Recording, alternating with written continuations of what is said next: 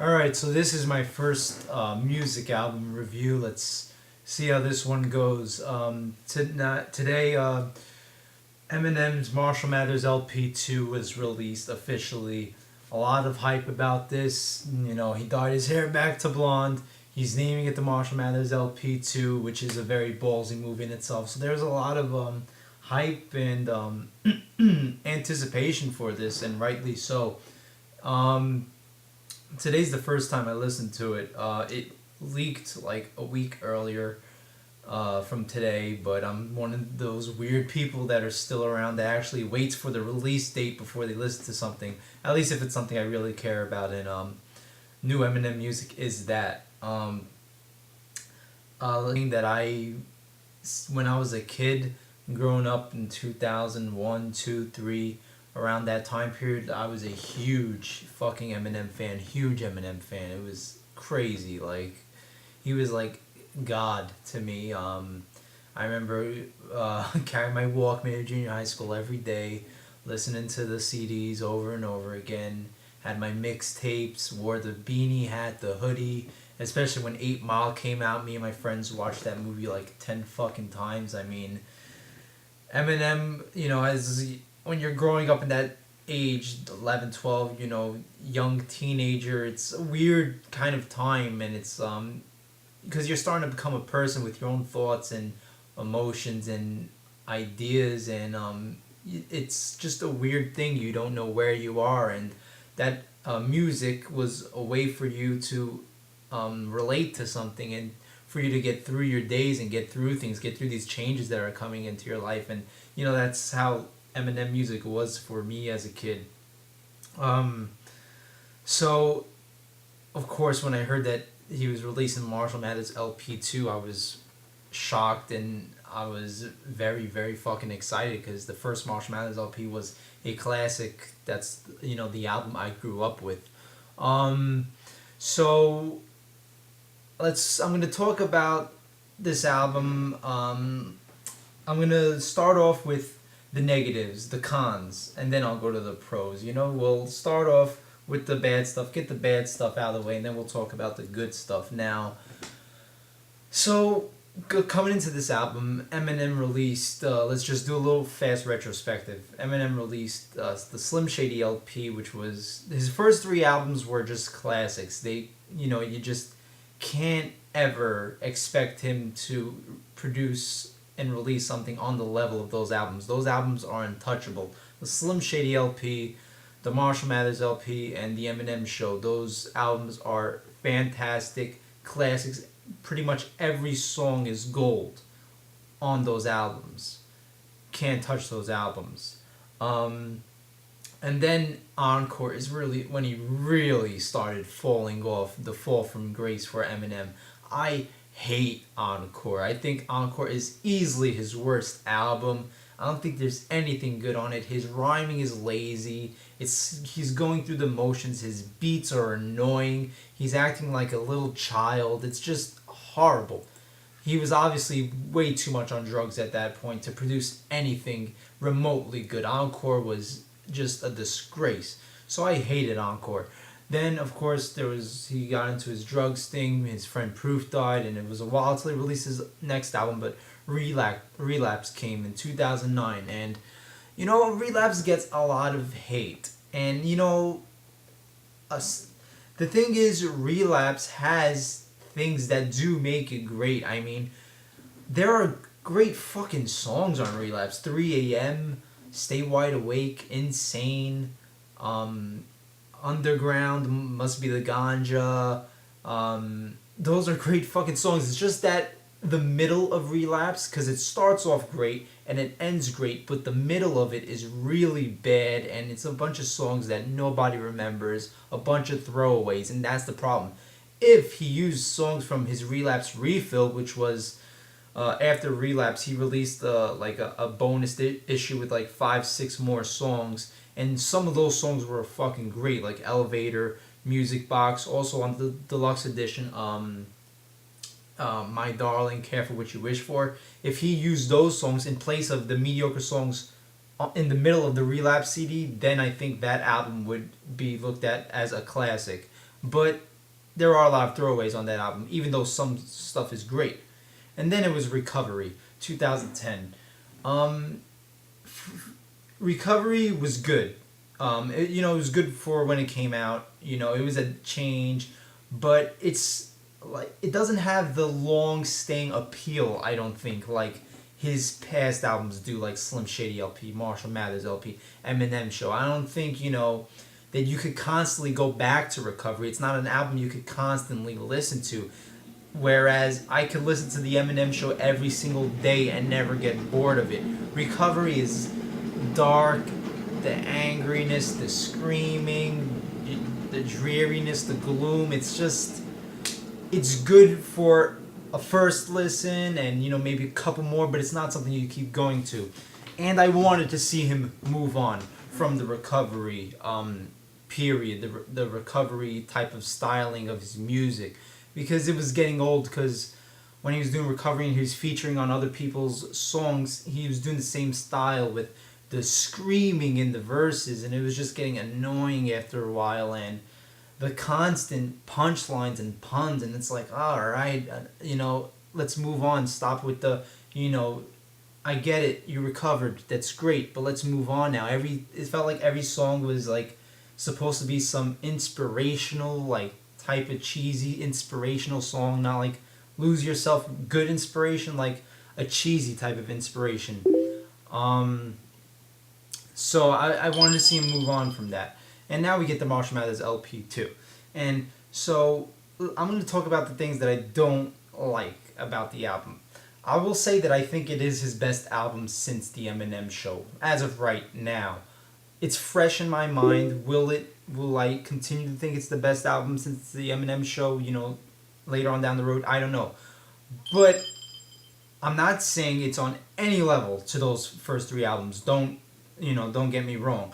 But I do think it is better than Relapse. It's more consistent, and I think it's much easier and more fun to listen to than Recovery. But before I talk about the good things about it, let's talk about the bad, like I said I was going to do 5 times already.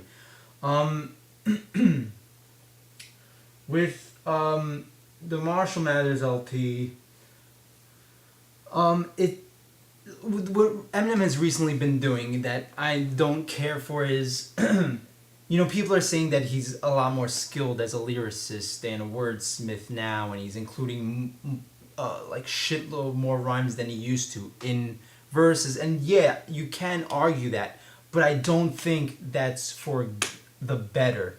To me, a lot of these songs sound like they're freestyles, like he's just trying to impress and dazzle and do flashy things, but what it's missing is something that has a heart, something that has a core to it, that has a flow, that has like a grooviness to the songs that he used to have.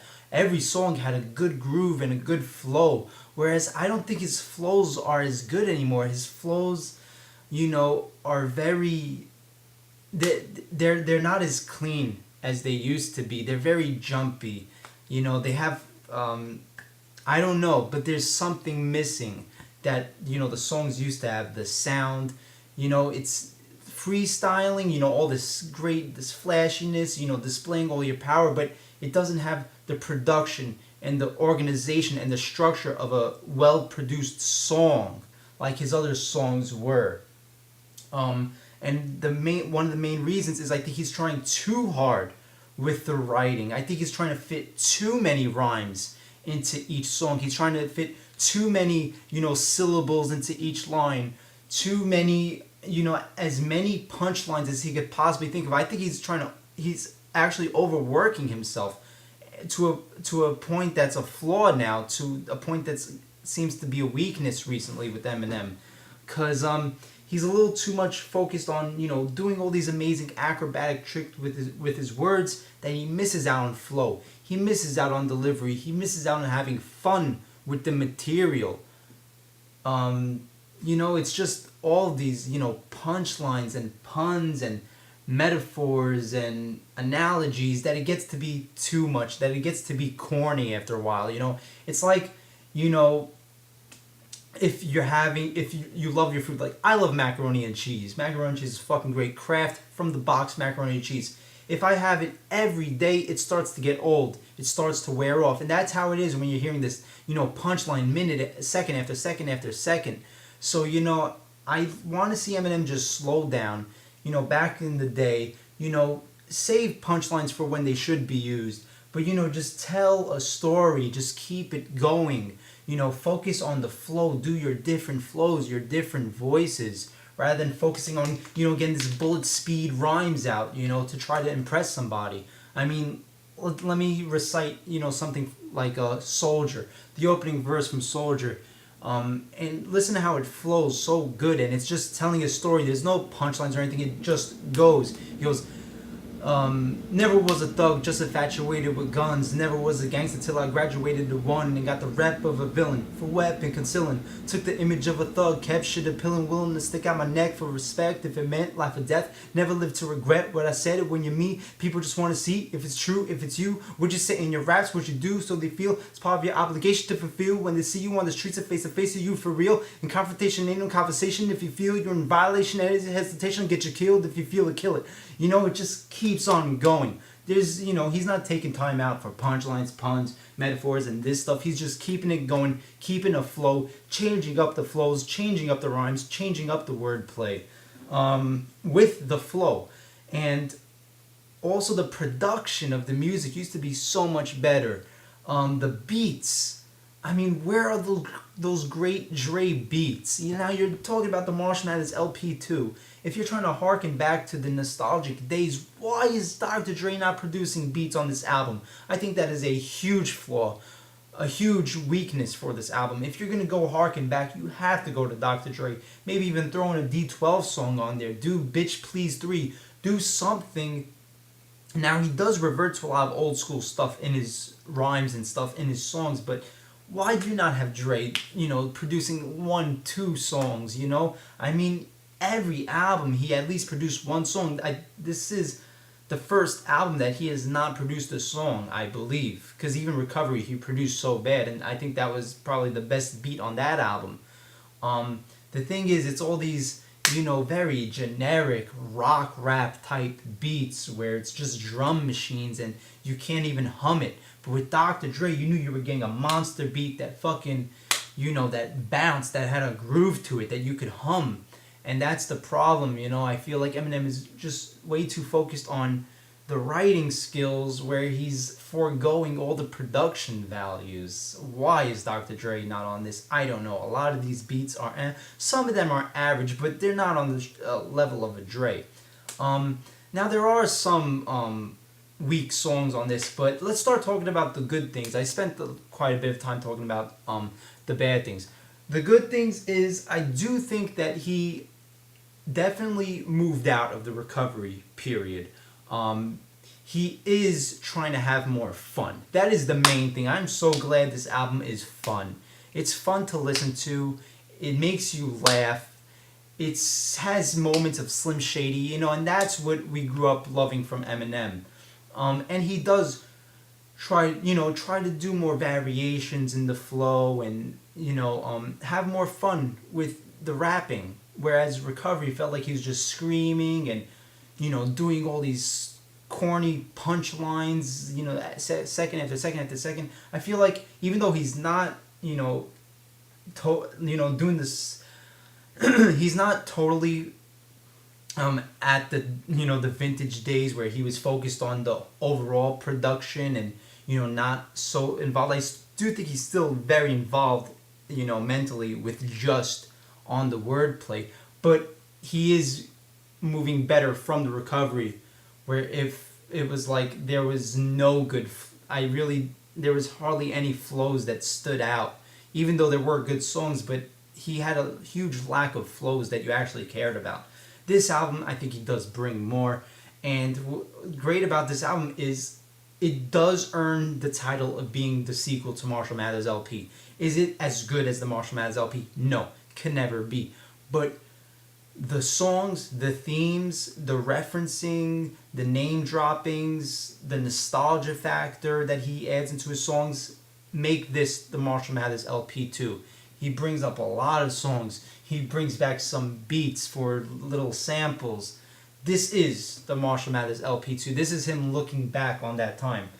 He dyed his hair blonde for this, so I think that it wasn't a mistake calling it the Marshall Mathers LP2, and I'm glad to see that. Um, and there are some really great songs on this album. Shockingly great songs. And I think overall, even the songs that don't work, the message to the songs and the meaning for those songs were great. Sometimes it's just the delivery that failed, but I think he's trying to broaden his scope as an artist and being more ambitious, which is a good thing to see. Now let's just go into some of the tracks itself. It opens up with Bad Guy, and when you're first listening to it, you're like, I don't know, what is this? This sounds a little weird. And then you realize it's a sequel to Stan, and you're like, holy fucking shit. Basically, it's Stan's twin brother, or I don't know if it's twin brother, but not twin brother. Stan's brother comes back and kidnaps Eminem and drives him off the bridge like Stan did, and kills Eminem. And then it goes into this thing at the end where Eminem's conscience and the people he bullies, and the gays he talks about, and all the women are talking to him, degrading him and coming back at him to haunt him, and he makes it sound like this is his last album, which I don't think will be. But this is just a great song. It's one of those songs that you keep listening to and it gets better and better each time. I When I first heard the chorus, I was like, oh, here we go, another stupid chick singing a song. But this is one of the better uses of a pop girl doing a chorus, because you needed it, because Stan had Dildo, whatever the fuck her name was, doing the chorus, and this girl kind of sounded like her, so I could get that. So I thought this was a great start. And then next one is Rhyme or Reason, which is another highlight from this album. It samples Time of the Season from the Zombies perfectly, and the best part, one of the funniest lines I've ever heard, it goes, the sample from the song, "What's your name?" And he goes, "Marshall." "Who's your daddy?" "I don't have one." It's just so fucking funny. And then he goes, "What's your name?" "Shady." "Who's your daddy?" "I don't give a fuck." It's just great, just genius fucking use of the song. This song is just pretty much about his relationship with his father, which was, a huge thing in the Marshall Mathers LP. Great song from here. Then you get So Much Better. This is a very, very vintage, fun, Slim Shady type of song where he's just, degrading women and calling them bitches and, showing off that great women hate like only Slim Shady can do. So the thing is, this album goes off to a great start. And then it kind of lags a little bit. Survival. God, I do not like Survival. I mean, this sounds just like a recovery fucking bonus track, like something they threw out during the recovery sessions that, should have been released like posthumously, like they found it, afterwards. Because this does not have anything to do with the Marshall Mathers LP2 or LP1. This is a recovery track. It makes no sense being on this album. And this is the epitome of what Eminem was becoming if he kept on doing recovery. It's all these cheesy inspiration type, anthems with like these, quotes that sound like they're from, they sound like they're a bunch of bad Instagram quotes, like a bunch of dumb girls posting Instagram quotes. It sounds like, Eminem is coming up with nothing better than that. And then the girl on the chorus, that's one of the bad things I want to talk about with this album and recent Eminem is the choruses. Like, stop with the pop female artists doing your choruses. The Marshall Mathers LP had none of this. The Slim Shady LP, the Eminem Show, they had none of this. It was, the chorus was just, a little hook, a little rap hook that Eminem would do. These, girls singing the chorus, I just cannot get into it. It sounds like, I'm listening to girl music. It really does. And Survival is the epitome of that. I really do not like Survival. Should have stayed off the album. Then you get Legacy. Now, Legacy is a great story. It's Eminem. It starts off with him as a kid, feeling, different, feeling like an outcast, getting bullied, feeling alienated, he doesn't know what he's alive for. He doesn't know why he's different. And then it moves on, and then in the last verse, it's him now saying, "Thank God that I'm different, because me being different makes me so great that I am." And then he takes a second and says, "Shut up," to all the bullies and the people. He's like, "Shut up, bitch. This is like I'm talking to you now." And it's a great message and a great story, but the chorus again, it comes back with these songs. It's like a girl singing a chorus, and it's not like a trademark person doing it where it's like it can only be them. It sounds like any random girl could sing this song, and it makes me like not want to put it on my iPod, because when I put it on, it just sounds so fucking girly. But and it's sad because this has a good story to it. But the chorus takes it away. Then you get "Asshole" with Skylar Grey. This is a fun song. Not anything to be really taken seriously. It's just Eminem talking about how he basically delved into this character that everybody considered him to be an asshole. Like that's his stigma. That's who he was, and he can never change that. That's how he always will be. It's a fun song. It has moments. Yeah. Then you get Berserk. Berserk, I really was like, what the fuck is this when it first came out? But after additional listens, I fucking love this song. I think it's great. It's one of those, Without Me's, Real Slim Shadys, My Name Is Just Lose. It's where it's radio friendly, but it's fun. It gets a party started. It gets you amped up. You want to go crazy. You want to have fun. And it's energetic. And that's what Berserk is. It's a throwback to the Beastie Boys style. And it's just fun Eminem. And, we haven't seen fun Eminem in a while with, the recovery stuff. So this is... I love Berserk. I really do. I think it's his best of the singles that he released. And it's a throwback to the old days. That vintage Slim voice. He brings it up. Brings it up a tone. Then you get Rap God. And, I really just cannot get into Rap God. I mean... The beat is horrible, and I think, some of the lines aren't that great. They're kind of cringe-inducing and, like mediocre, really. I mean, there are good moments to it, but I don't think it's a song that should be called Rap God.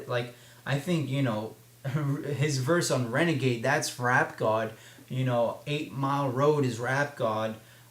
Things like that, Till I Collapse, that's him showing off being a rap god. Even the way he was rhyming and shit, like Stay Wide Awake. But I think the flow here is like it's off balance. There's no structure to some of the flows. They just there's not a real good cohesion to a lot of this song, and it's just like it feels like he's just like doing a freestyle. Like there's no structure. Like he's just doing it off the top of his head. And some is like, the part where he's like, then, hey, gay looking boy, what you say, looking boy? Hey, looking boy, little gay looking boy. Oh, it's like, what? That's not Eminem, And I'm not saying because of the the gay stuff. I'm not saying because I'm offended by him using homophobic slurs. Like that's Eminem. If you're gonna take offense to that, just get over it, because you need to understand that that's just Eminem. He doesn't mean anything by it. It's, he's not being serious. That's why he's Eminem. So don't take offense to it. But it's just like, that's not the style of Eminem. Yeah. And the beat is horrible. Brainless is a good one. I like Brainless a lot. It's pretty much the same story as Legacy, but it's like Legacy is Eminem's version of the story, and Brainless is Slim Shady's version. Brainless is a good one. Stronger Than I Was is horrible. Worst song on the album. It's him trying to sing, but trying to do Haley's song. But Haley's song was great, and it was fun, and the rap was great, and it had great production. But this is just a clusterfuck. It's like, Eminem, what the fuck are you doing? Why are you doing this? There's things that this is supposed to be Kim's perspective of the way their relationship is. He's talking as Kim, which is, a great idea, a great basis to form a song around, but the delivery is bad, horrible. Skip this one. Then you get The Monster with Rihanna. Now, I like the verses, But Rihanna on the song is just fucking cheesy as shit. It's the chorus is just so girly. It's like, some teenage girl partying at, some dance club. Like, yay, I'm listening to Rihanna. That's not Eminem. Eminem is not supposed to be something, your 11-year-old sister is into. That's for kids. That's for, a bunch of teenage boppers, bimbos. That's not Eminem. But, the verses are good and fun, and they have some good stuff. But I do not like Rihanna being on the chorus. Then you get So Far, which is a weird one. It has good moments, like it samples I'm Back in a smart way, samples the real Slim Shady in a smart way. But the sample, the main sample from Rick Rubin, I forgot what the song is called, but it's just weird. It's about him talking about himself being a disgusting trailer trash guy from Detroit, pretty much. It has funny moments. Not the greatest song on the album. Then you get Love Game with Kendrick Lamar and Eminem. Thankfully, he picked somebody like Kendrick Lamar to do a feature. Much better than choosing Lil Wayne like Recovery. Kendrick Lamar actually is good. This is a fun song. This is, Kendrick Lamar and Eminem, talking about, a girl who, basically a whore, and getting back at her and all this shit. Pretty, it reminds me of Drips, Eminem and Obi Trice from the Eminem Show. Really fun song. Look, you can tell Kendrick Lamar and Eminem are trying to one-up each other. There's some really good fucking flows. Like, this has some good fucking flows.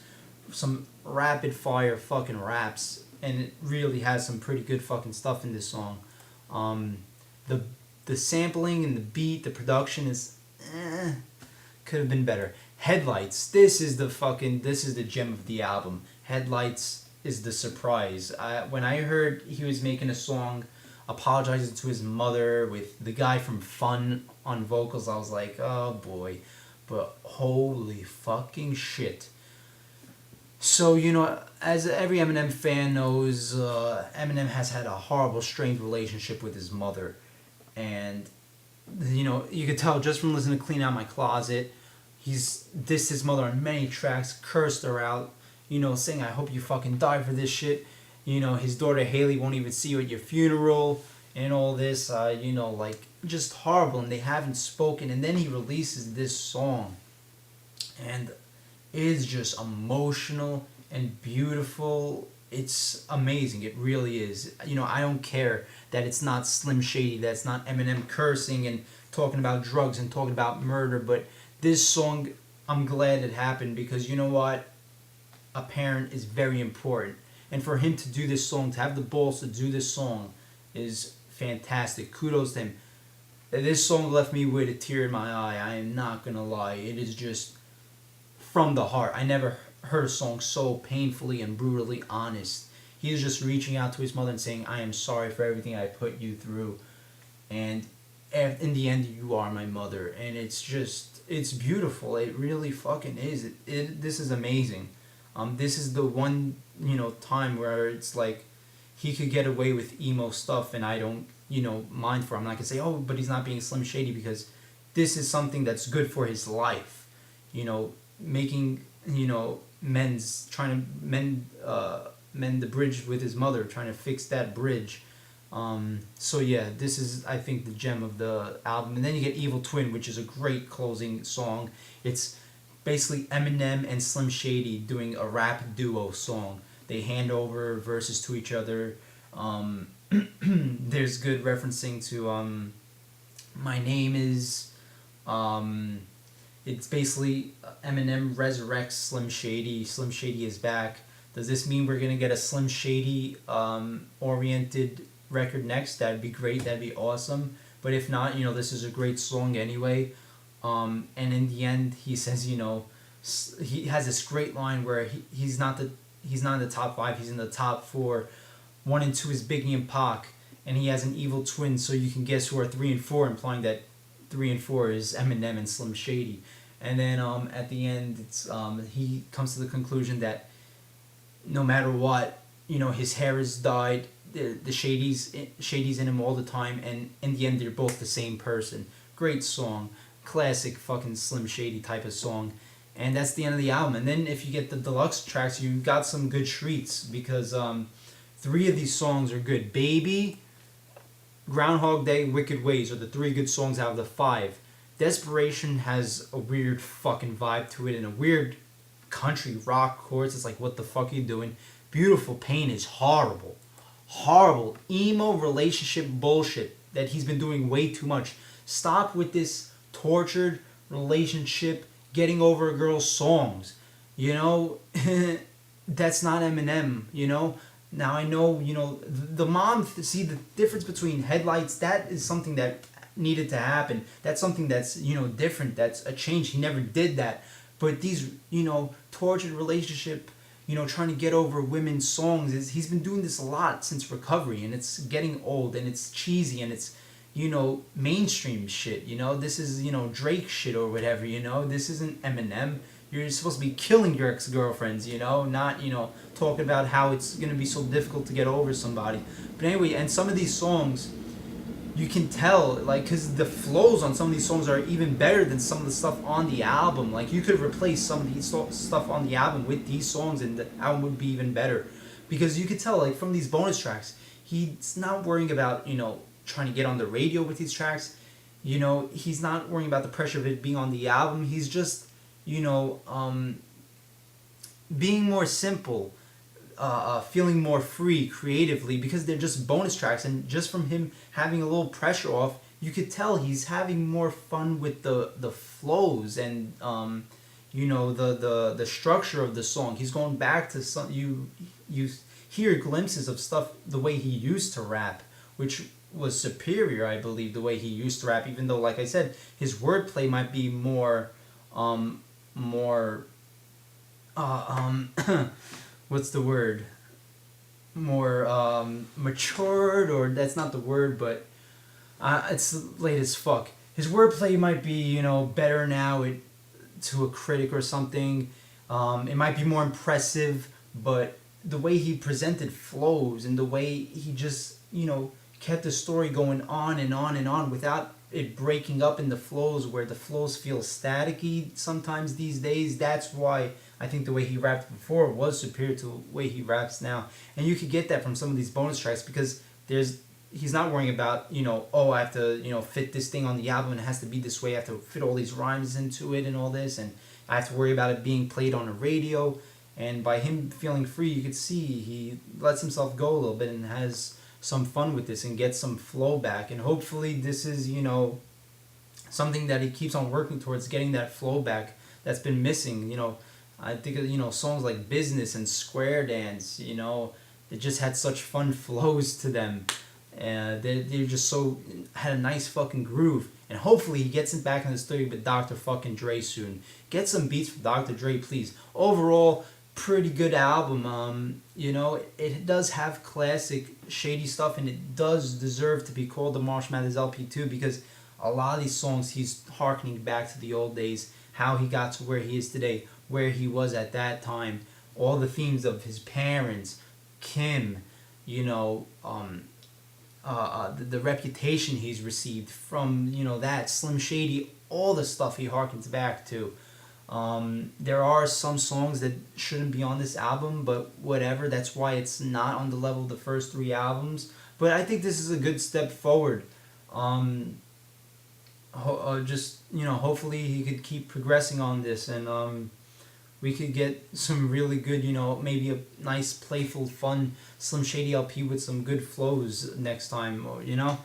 But yeah, that's my review. I'd give it, like, if it's on a rating of 5 stars, I'd give it something like 3.5, 3.5, 3 3/4, something like that. Yeah, so there you go. Let me know what you think, if you're into Eminem or whatever, what you think of the album, and all that. Hope you enjoyed the review. I'm Jay Shady, the voice of reason. Like, comment, subscribe, and I'll see you later.